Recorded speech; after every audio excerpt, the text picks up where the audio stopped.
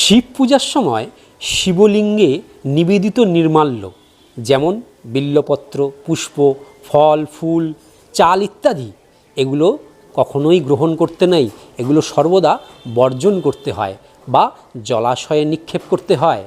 শিবলিঙ্গে নিবেদিত নির্মাল্য কাউকেও প্রসাদ রূপে দেওয়া যাবে না। এই নির্মাল্য কেউ যদি প্রসাদ রূপে গ্রহণ করে তাকে চান্দ্রায়ণ প্রায়শ্চিত্ত করতে হয়।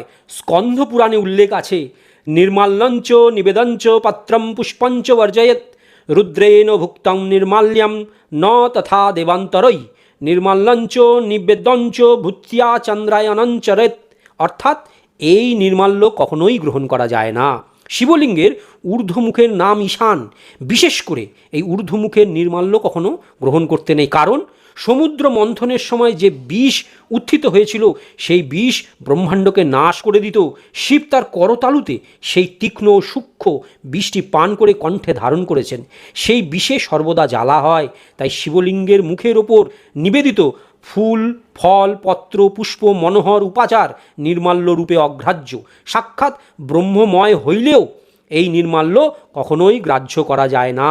শিব পার্বতীকে বললেন, হে দেবী, এই নির্মাল্য যে গ্রহণ করে সে ভ্রষ্ট হয়, তার নিষ্কৃতি নেই। তাই এই নির্মাল্য কখনোই গ্রহণ করা যাবে না। আপনারা যারা যারা শ্রাবণ মাস